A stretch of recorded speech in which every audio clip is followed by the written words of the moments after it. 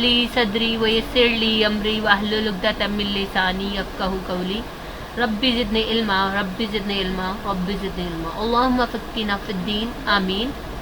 आज हम सूरतुल अल-इनाम करने जा रहे हैं और ये पारा नंबर 7 में है और तर्जुमतुल कुरान जो कि एक बहुत ज़्यादा अहम हमारा मज़मून है। तर्जुमतुल कुरान में सिर्फ स्टूडेंट समझ रहे हैं कि हम तर्जुमा पढ़ेंगे और इसके अलावा सवाल जवाब याद करेंगे, जो सिर्फ पेपर की हद तक नहीं। हमने बल्कि इस मज़मून को अपनी ज़िंदगी में अमली तौर पर लेकर आना है, इसकी तफसीर को समझना है कि अल्लाह ताला हमें कुरान में क्या कह रहे हैं, कुरान का जो हक़ है उसको अदा करना है, कुरान को समझ कर पढ़ना है और कुरान को समझ के पढ़ कर उस पर अमल भी करना है। अल्हम्दुलिल्लाह ये एक बहुत बड़ा एक स्टेप है जो कि हमें हमारी ज़िंदगियों में एक बड़ा ज़बरदस्त मज़मून आया है। सूरतुल अनआम मीन मतलब इसका मवेशी। अनआम का जो लफ्ज़ है बुनियादी तौर पर नाअम की जमा है। नाअम अरबी में नेमतों वालों को कहते हैं और अल्लाह ने जो मवेशी हैं वो भी हमारे लिए नेमत के तौर पर भेजे हैं। सूरतुल अनआम कुरान मजीद की 6ठी सूरत है और 7वें पारे से शुरू हो रही है। ये सूरत मक्का मुकरमा में नाजिल हुई। इसमें 165 आयत और 20 रुकू हैं।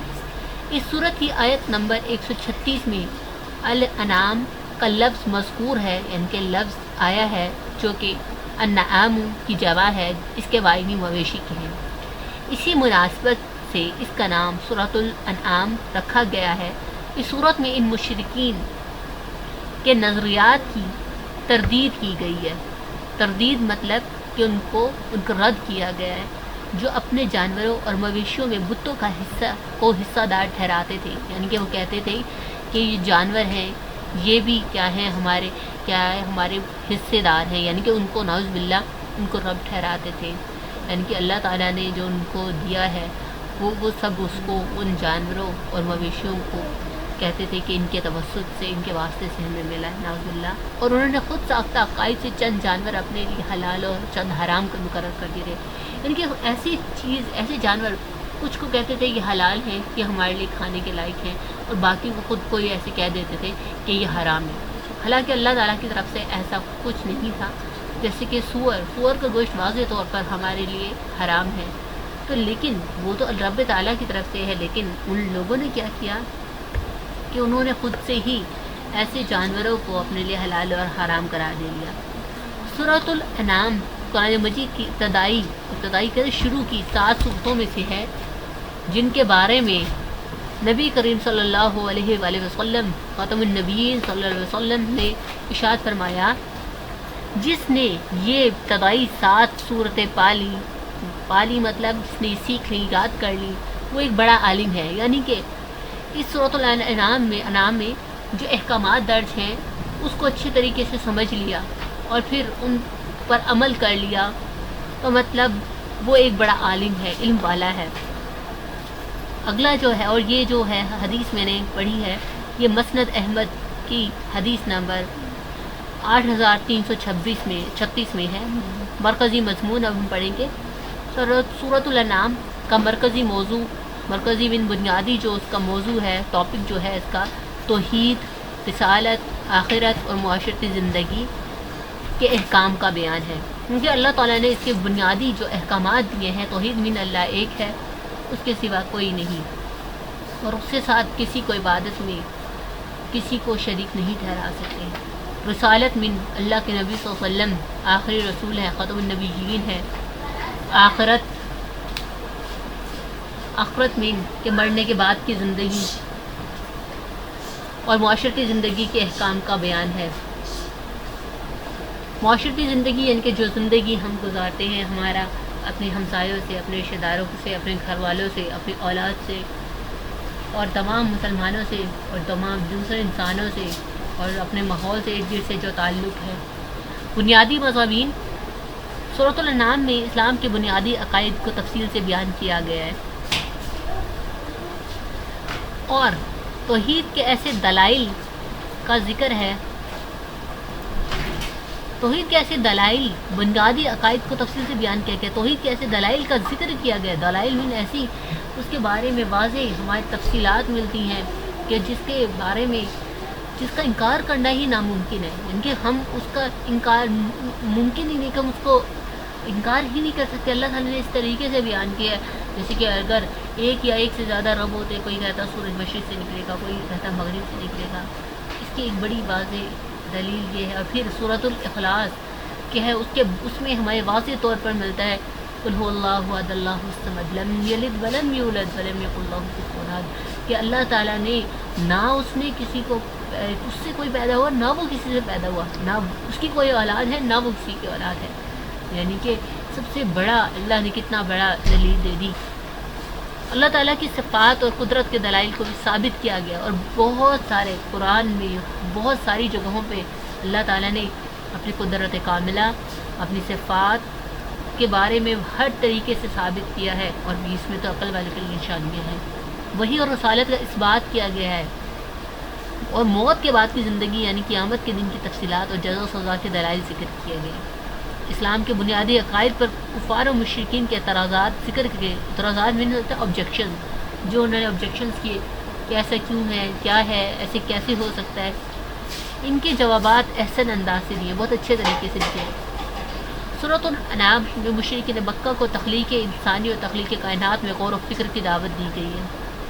سورت کی ابتدا اللہ تعالیٰ کی تعریف سے ہوتی ہے، جس نے زمین و آسمان، روشنی اور اندھیروں کو پیدا فرمایا اور انسان کو مٹی سے تخلیق فرمایا۔ وہ انسانوں کی تمام حرکات و سکنات اور زمین و آسمان کی ہر چیز سے مکمل باخبر ہے۔ اللہ تعالیٰ کی قدرت کاملہ کے بیان کے بعد مشرکین کا طرز عمل بیان ہوا ہے کہ ان کے پاس جب بھی حق آیا انہوں نے اس سے اعراض کیا من سے منہ موڑا۔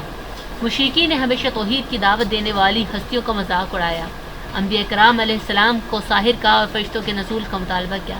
کیا ہم اس تمام احکامات سے ہمیں یہ پتہ چلتا ہے کہ ہم بھی تو ایسا نہیں کر رہے، کیا ہم بھی تو مذاق نہیں اڑا رہے؟ ہم مسلمان تو ہیں، لیکن اگر ہم ان احکامات پر عمل نہیں کرتے اور ہم اس سے اعراض کرتے ہیں، اس سے منہ موڑتے ہیں، مطلب ہم مذاق اڑا رہے ہیں۔ ہم نے اس کو بس لا الہ الا اللہ محمد رسول اللہ کہہ کر مسلمان تو ہو گئے، دائرہ اسلام میں تو داخل ہو گئے، لیکن اس کو اچھے طریقے سے نہیں اپنایا، مجبوراً یا بس تھوڑا بہت یقین ہونے پر بس اپنا لیا کہ ہم مسلمان ہو گئے، دائرہ اسلام میں داخل ہو گئے۔ اور پھر بہت سارے انبیاء ان کو ساحر بھی کہا گیا، جیسے کہ اللہ کے نبی صلی اللہ علیہ وسلم کو ساحر کہا گیا، جادوگر کہا گیا، اور پھر کہا گیا کہ فرشتہ کوئی کیوں نہیں آتا، آپ ہی کیوں ہیں، اللہ تعالیٰ نے کسی فرشتے کو کیوں نہیں نازل کیا کہ وہ آ جاتا۔ اس صورت میں مشرکین کا طرز عمل بھی ان کا طریقہ ذکر کیا گیا ہے۔ جب وہ دلائل کے سامنے عاجز آ جاتے ہیں تو ایمان لانے کی بجائے بے بنیاد اعتراضات شروع کر دیتے ہیں۔ تو آسمان کا خالق صرف اللہ تعالیٰ ہے، ان کے ہمیں قرآن میں ہر جگہ دلائل ملتے ہیں کہ اللہ تعالیٰ اپنی وحدانیت، اپنے دلائل کو ظاہر کرتے ہوئے، بیان کرتے ہوئے کہتے ہیں، فرماتے ہیں کہ زمین و آسمان کا صرف خالق صرف میں ہوں، یعنی کہ اللہ تعالیٰ ہے، اللہ تعالیٰ کے سوا کوئی رب نہیں۔ وہ لوگوں کو کھلاتا اور پلاتا ہے، یعنی کہ اللہ کے سوا کوئی کھلانے والا، کوئی پلانے والا نہیں۔ جیسے کہ لوگ کسی کو داتا مانتے ہیں، ٹھیک ہے، تو مین داتا کون ہے، دینے والا کون ہے؟ اللہ رب العزت۔ رب العزت کے علاوہ کوئی نہیں دے سکتا، کوئی نہیں کھلا سکتا، کوئی نہیں پلا سکتا۔ ہاں اللہ تعالیٰ نے وسائل بنا دیے، لیکن ان سب کو جو وسائل ہیں ان کو بھی اللہ تعالیٰ ہی فراہم کرتے ہیں سب کچھ۔ دکھ اور تکلیف کو دور کرنے والا اور ہر قسم کی بھلائی کا مالک رب تعالیٰ ہے۔ اگر وہ کسی کی سماعت اور بصارت کو اچانک ختم کر دے، سماعت کیا، سننے کی حس، اور کیا ہے بصارت، دیکھنے کی حس کو اچانک اللہ تعالیٰ ختم کر دے، تو اس کے سوا کوئی یہ صلاحیتیں واپس نہیں لوٹا سکتا، کیونکہ اللہ کے سوا کوئی نہیں ہے جو ہماری تکلیف، پریشانیاں کسی کو بھی دور کر سکے۔ اس کے خزانے اور زمین و آسمان کے غیب کو اس کے سوا کوئی نہیں جانتا، یعنی کہ ہمیں یہ یقین ہے اور یہ حقیقت ہے کہ جتنے بھی خزانے ہیں، رزق ہے، دولت ہے، مال ہے، اولاد ہے، صحت ہے، جتنے بھی رزق ہے، ہمارے رشتہ دار ہیں، ہمارے پیاری خاندان ہے، ہمارا ملک ہے، ہمارے مسلمان مومن بہن بھائی ہیں، یہ سب کے سب ہمارے پاس کیا ہے، خزانے اللہ کی رحمت کے ہمارے، اور جتنے بھی ہیں، جہاں بھی ہیں، جو بھی ہے، ان کے سوا، اللہ کے سوا کوئی نہیں جانتا۔ اللہ تعالیٰ ہی کے پاس غیب کی چابیاں ہیں، چابیاں مطلب کہ جتنا بھی ہے اگر ہم کسی چیز کو جاننا چاہتے ہیں تو اس کی جو چابی ہے، اس کی جو کی ہے وہ رب تعالیٰ کے پاس ہے۔ خشکی اور تری، خشکی تو آپ کو پتہ ہے زمین ہو گئی، تری کیا ہو گیا سمندر دریا، کہ ہر چیز کا مالک صرف اسی کے پاس ہے، مالک یعنی کہ صرف کیا ہے، یعنی کہ وہ مالک اور جو علم ہے صرف اسی کے پاس ہے۔ خشکی اور تری کی ہر چیز کا علم صرف اسی کے پاس ہے، یعنی کہ سمندر میں کیا کیا کہاں پر کیا پایا جاتا ہے اللہ کو علم ہے، کتنے جاندار ہیں، کہاں کون سا پودا ہے۔ اور اگر زمین کی بات لیں تو زمین میں کہاں کہاں معدنیات ہے، کہاں پر سونا ہے، چاندی ہے، ذخائر ہے، تیل کے ذخائر ہے، گیس کے ذخائر ہے، سب رب تعالیٰ کو پتہ ہے۔ اللہ تعالیٰ کا علم اس قدر وسیع ہے کہ روئے زمین پر کوئی پتا بھی گرے تو اس کے علم میں ہوتا ہے، یعنی کہ اگر آپ یہ دیکھیں اگر ایک پتا گرتا ہے تو ہم انسانوں کو وہ ہمارے سامنے اگر کوئی پتا گرے گا تو ہمیں پتہ ہوگا، لیکن دیکھیں جو ہر جگہ کہاں پر کتنے پتے گرتے ہیں، کروڑوں اربوں خربوں، ان سب کا علم اللہ کو ہے۔ وہی ساری کائنات پر غالب اور ہر چیز کی خبر رکھنے والا ہے، یعنی کہ اللہ تعالیٰ کا غلبہ ہے ہر چیز پر، وہی بادشاہ ہے، وہی مالک ہے۔ توحید اور قدرت الہی پر دیے گئے دلائل کے ضمن میں حضرت ابراہیم علیہ السلام کے ساتھ دیگر انبیاء کرام علیہ السلام کا تذکرہ بھی کیا گیا۔ یہ تمام انبیاء کرام علیہ السلام توحید کی دعوت دینے والے اور شرک سے بچنے کی تلقین کرنے والے تھے، ان کے جتنے بھی انبیاء آئے انہوں نے توحید ہی کی دعوت دی ہے، ان سے اور شرک سے بچنے کی تلقین کی ہے، یعنی کہ یہ نہیں کہہ سکتے جتنے بھی انبیاء کوئی عیسائی تھے کوئی یہودی تھے، نہیں، سب کے سب دین اسلام پر، دین محمد پر تھے۔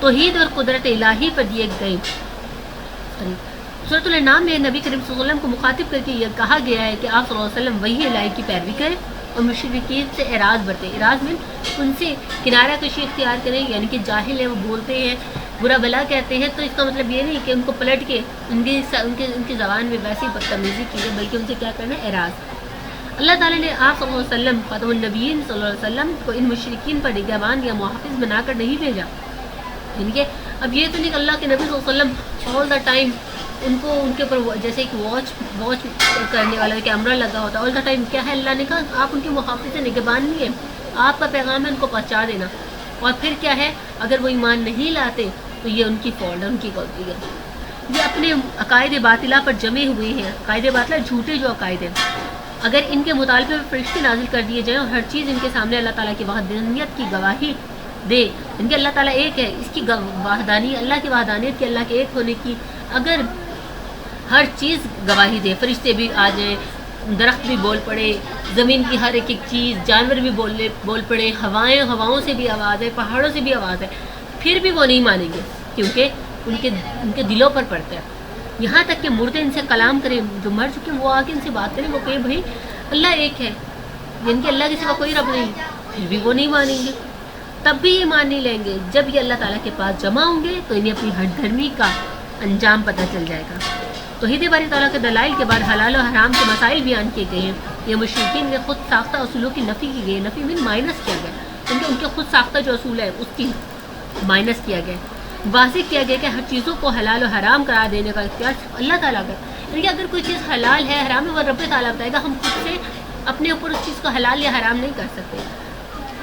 مشرکین نے حلال اور حرام کے اصول خود بنا لیے تھے کہ فلاں جانور صرف ان کے مردوں کے لیے حلال ہے اور عورتوں کے لیے حرام ہے، کچھ نہیں چوپایوں میں چار ٹانگوں پر جو جانور تھے ان پر سواری کو حرام قرار دے دیا تھا، اور کچھ نہیں چوپایوں کو بتوں کے نام پر وقف کر دیا تھا، اور انہیں ذبح کرتے وقت یا ان پر سوار ہوتے وقت اپنے بتوں کا نام لیتے تھے، اگر ذبح کر رہے تو کہتے تھے یہ فلاں بت کی ہم کو ان کے نظر مانتے ہیں، اور ہمارے ہاں بھی مسلمانوں میں ایسے عقائد باطلہ پائے جاتے ہیں کہ ہم فلاں بزرگ فلاں پیر کو یعنی کہ ان بزرگ کے دربار پر جا رہے نظر نیاز کر رہے، اس طرح کے عقائد باطلہ پائے جاتے ہیں۔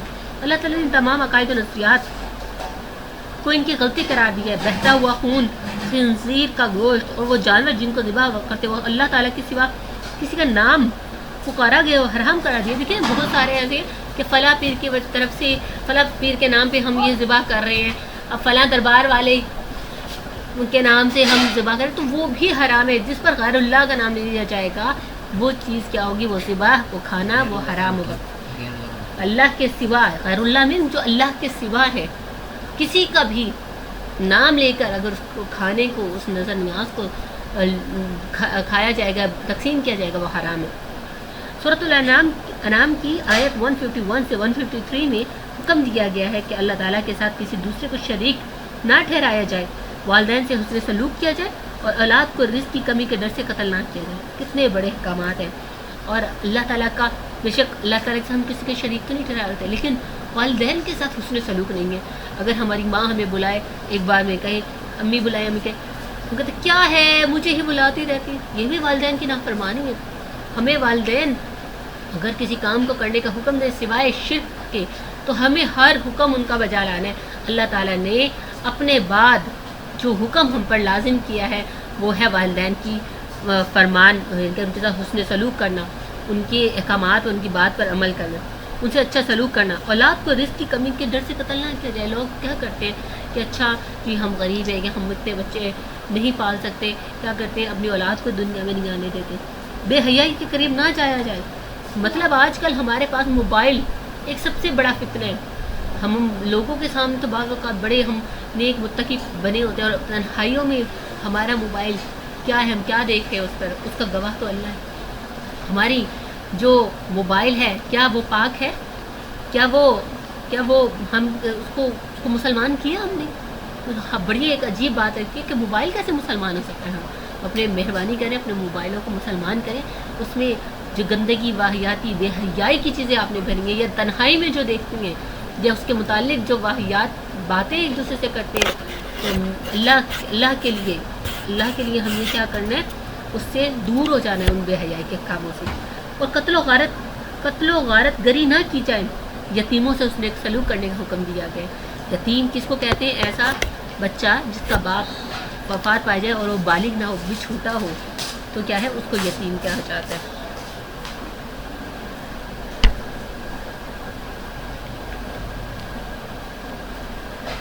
اور ان کا مال کھانے سے منع کیا گیا. ناپ تول کو پورا کرنے اور ہر معاملے میں عدل انصاف کرنے کا حکم فرمایا گیا ہے. ان احکام پر عمل کرنے کو صراط مستقیم قرار دیا گیا. اس کے علاوہ سورۃ الانعام میں حضرت ابراہیم علیہ السلام کا تذکرہ ایمان ہے. انا صلاتی و نسکی و محیای و مماتی للہ رب العالمین. سورۃ الانعام 162 آیت. بے شک میری نماز اور میری قربانی اور میرا جینا اور میرا مرنا اللہ کے لیے جو تمام جہانوں کا رب ہے. ان کی یہ کیا ہے حضرت ابراہیم علیہ السلام کی دعا ہے، اور ہم نے اس دعا کو یاد کرنا ہے. اور اس کے علاوہ اس کی پریکٹس کریں. اپنے ایک ٹائم فکس کر لیں کہ ہم نے اتنے ٹائم میں لانگ لکھنا ہے. اس چیپٹر کے سوالات کے جوابات کا اگر آپ کو لنک چاہیے، مارکنگ چاہیے، تو آپ کو اس ویڈیو کے اندر لنک موجود ہے، آپ نے اس کو کلک کرنا ہے اور